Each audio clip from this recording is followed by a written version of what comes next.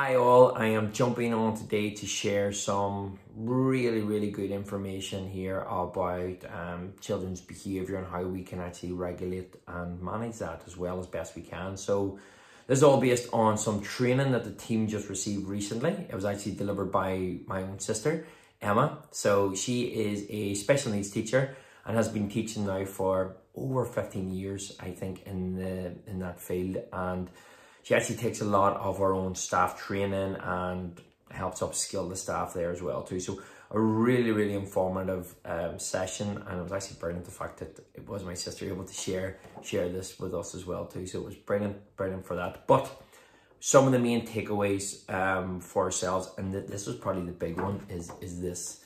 So you may be able to see that maybe reflecting back to you as a mirror image, but this is called the zones of regulation. So the good thing is all color coordinated.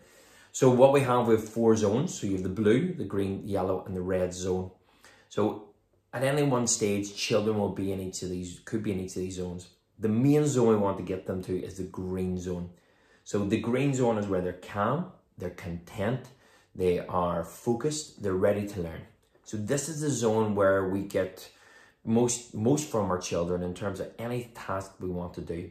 It's also a zone where we as adults would always like to be in, because we can be in any of these zones as well. But it's good to communicate this with children as well. It can be used the whole way through, right up to adults. But in the blue zone, so the blue zone, as you see here, it's like when you're bored, you're lonely, you're sad, you know, you're unwell. Again, how you get to the green zone? How do you get? Is it through communicating, talking to somebody, identifying a child, saying, look, I'm in the blue zone today. Okay, I've been in the blue zone. You know, some things that have helped me is by talking to a friend or getting a bit of fresh air, whatever it may be. Now, we have different techniques that we use, but we'll go into that another day. So, as I mentioned before, then we're always trying to get to the green.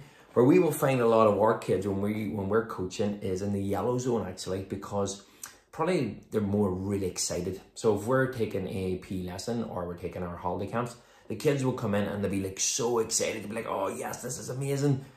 We want to get them to the green zone so we can actually deliver more positive experiences. Now, the good thing to point out at this stage too is none of these zones are right or wrong. It's just where the children are. So we want them, if they're yellow zone, how can we get them to the green zone? Is it a gentle reminder? When they know all of these colors, we could say, remember guys, can we try and get everybody to the green zone?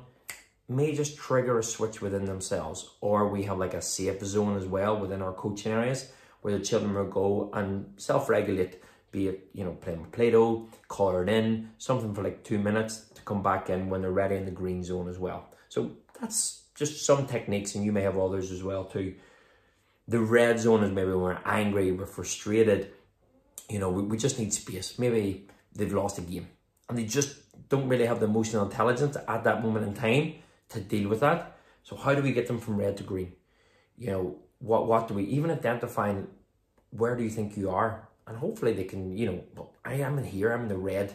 Remember what we're trying to do, trying to get to the green. So that's a really simple tool. As you've seen here too, we've used the, it's just, again, I find this online, I'm not gonna lie. So this is the characters from Inside Out. So if you type in zones of regulation in Google, you'll find loads more information and even some other techniques. And we have a lot of lesson plans designed around this as well too. So that a very simple but really effective tool that you can bring into a classroom, into your home, into a youth group, into a sports club, just to say and hold that up. And there's loads of different activities that you can work along with that. So that's the zones of regulation. Another simple thing here is just like this. So a lot of people do the first and then. So first we're playing this game, then we're moving to play football. Or we've taken it now is in our programs, sometimes we break it down into a few sections. So it might be first we're doing our warm-up game, then we're going to explore the skill, then we're going to teach you guys a skill, then we're going to play a game with a skill. So rather than going, oh, we've finished the tag game, and when are we playing football? Well, we still have to go through these steps. All right, so it's just a little gentle visual reminder, and we can just draw on this with a marker. It's a laminated sheet. It's just an idea as well.